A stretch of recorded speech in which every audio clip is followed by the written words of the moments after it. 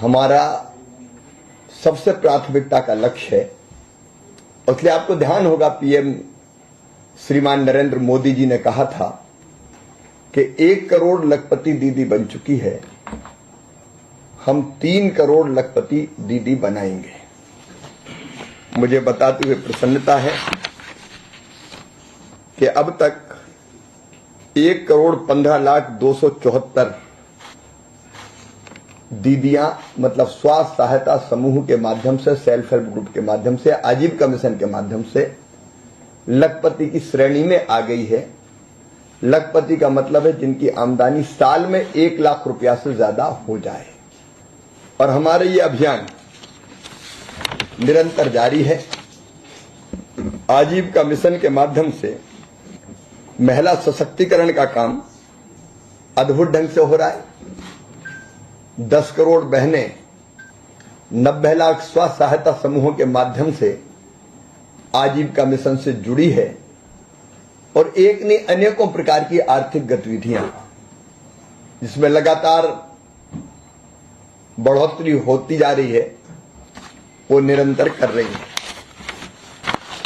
मित्रों, लखपति दीदियों का केवल आर्थिक सशक्तिकरण नहीं हो रहा, उनमें से अनेकों कई मामलों में अपने गांव का नेतृत्व करने की क्षमता प्राप्त कर चुकी हैं। मां, बहन और बेटी की आंखों में आंसू ना रहे, उनके चेहरे पर मुस्कुराहट आए और वो अधिकार संपन्न बने, इसके लिए लगातार हम प्रयत्न कर रहे हैं। गरीब का एक सबसे बड़ा सपना होता है अपना घर, पक्का घर। और इसलिए चुनाव के पहले भी प्रधानमंत्री जी ने कहा था कि हम 3 करोड़ घर और बनाएंगे गरीबों के लिए, 2 करोड़ ग्रामीण क्षेत्र में और 1 करोड़ शहरी क्षेत्र में।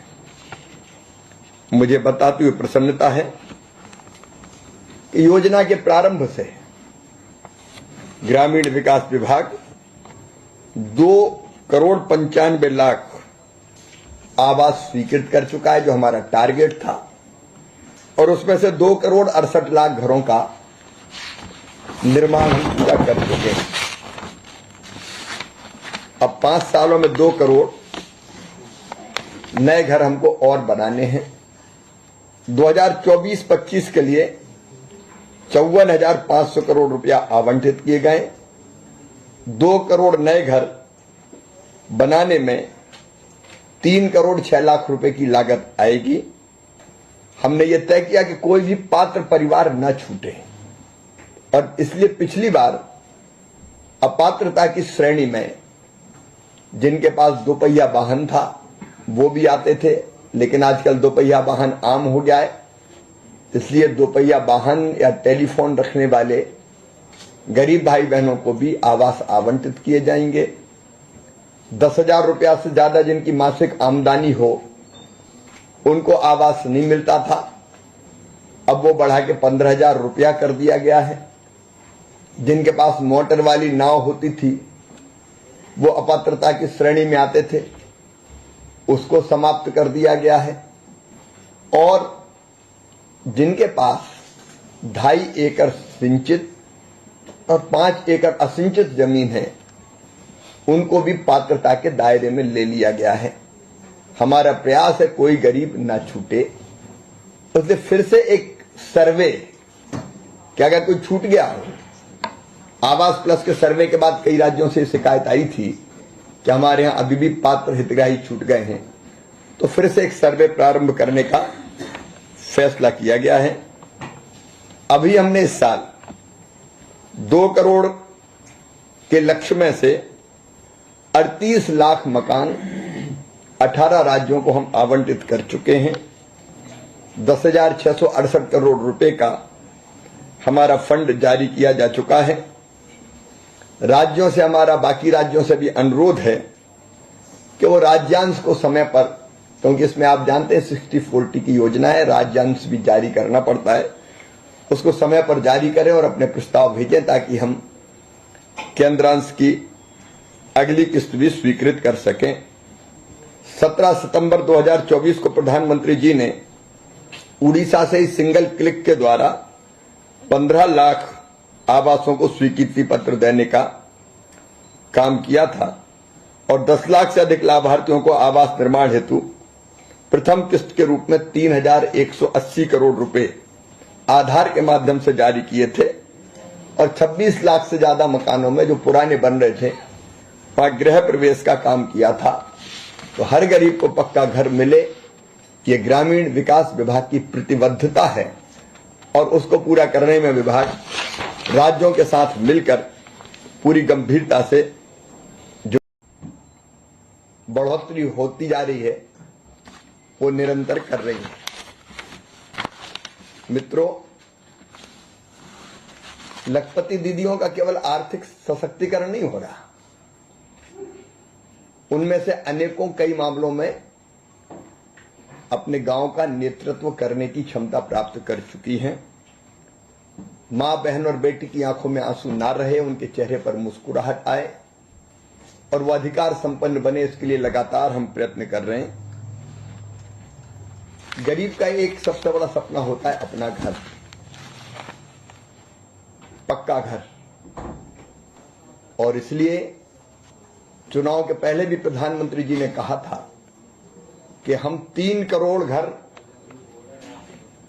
और बनाएंगे गरीबों के लिए, 2 करोड़ ग्रामीण क्षेत्र में और 1 करोड़ शहरी क्षेत्र में। मुझे बताते हुए प्रसन्नता है कि योजना के प्रारंभ से ग्रामीण विकास विभाग 2 करोड़ 95 लाख आवास स्वीकृत कर चुका है, जो हमारा टारगेट था, और उसमें से 2 करोड़ 68 लाख घरों का निर्माण हम पूरा कर चुके हैं। अब 5 सालों में 2 करोड़ नए घर हमको और बनाने हैं। 2024-25 के लिए 54,500 करोड़ रुपया आवंटित किए गए।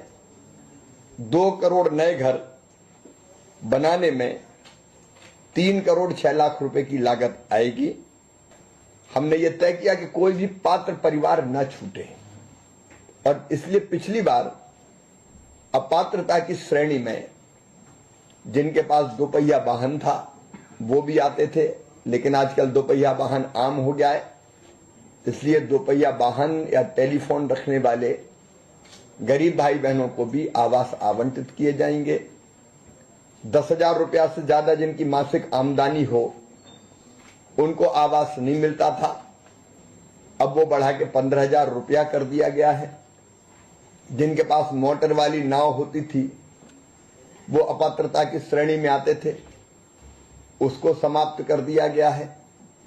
और जिनके पास 2.5 एकड़ सिंचित और 5 एकड़ असिंचित जमीन है उनको भी पात्रता के दायरे में ले लिया गया है। हमारा प्रयास है कोई गरीब ना छूटे। तो इसलिए फिर से एक सर्वे कि अगर कोई छूट गया हो, आवास प्लस के सर्वे के बाद कई राज्यों से शिकायत आई थी कि हमारे यहां अभी भी पात्र हितग्राही छूट गए हैं, तो फिर से एक सर्वे प्रारंभ करने का फैसला किया गया है। अभी हमने इस साल 2 करोड़ के लक्ष्य में से 38 लाख मकान 18 राज्यों को हम आवंटित कर चुके हैं। 10,668 करोड़ रुपए का हमारा फंड जारी किया जा चुका है। राज्यों से हमारा बाकी राज्यों से भी अनुरोध है कि वो राज्यांश को समय पर, क्योंकि इसमें आप जानते हैं 60-40 की योजना है, राज्यांश भी जारी करना पड़ता है, उसको समय पर जारी करें और अपने प्रस्ताव भेजें ताकि हम केंद्रांश की अगली किस्त भी स्वीकृत कर सकें। 17 सितंबर 2024 को प्रधानमंत्री जी ने उड़ीसा से ही सिंगल क्लिक के द्वारा 15 लाख आवासों को स्वीकृति पत्र देने का काम किया था और 10 लाख से अधिक लाभार्थियों को आवास निर्माण हेतु प्रथम किस्त के रूप में 3,180 करोड़ रुपए आधार के माध्यम से जारी किए थे और 26 लाख से ज्यादा मकानों में जो पुराने बन रहे थे वहां गृह प्रवेश का काम किया था। तो हर गरीब को पक्का घर मिले, ये ग्रामीण विकास विभाग की प्रतिबद्धता है और उसको पूरा करने में विभाग राज्यों के साथ पूर्वोत्तर और पहाड़ी राज्यों में, केंद्र शासित प्रदेशों में और विशेष श्रेणी क्षेत्रों में 250 प्लस की आबादी को और वामपंथी उग्रवाद प्रभावित जिलों में 100 प्लस जनसंख्या वाली 25,000 असंबद्ध बस्तियों को 12 सड़कों से इस योजना के अंतर्गत जोड़ा जाएगा, जिस पर लगभग 70,125 करोड़ रुपया खर्च किए जाएंगे और 62,500 किलोमीटर की 12 सड़कें प्रदान की जाएगी। इस योजना के अंतर्गत कार्यक्रम जारी है।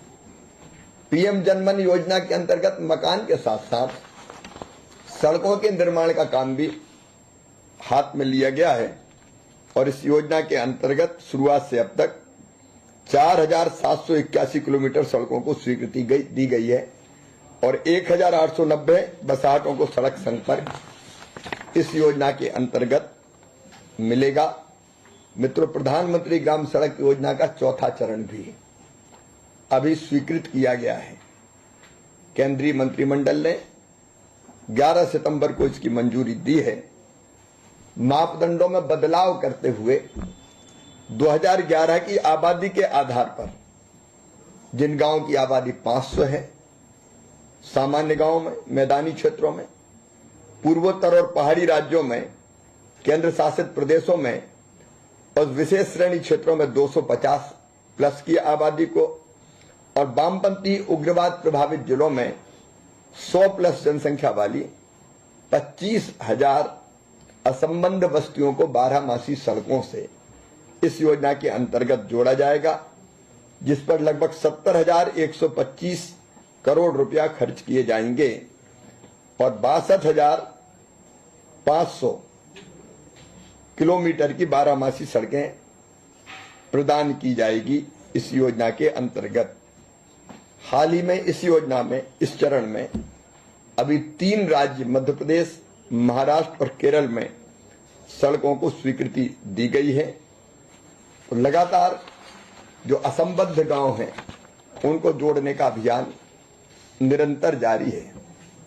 मनरेगा एक बहुत महत्वाकांक्षी योजना है। मजदूर भाई और बहनों को कम से कम 100 दिन का रोजगार इस योजना के अंतर्गत जो मांगते हैं उनको प्रदान किया जाता है। इस योजना के प्रारंभ में इसका बजट 6-7 हजार करोड़ रुपया था।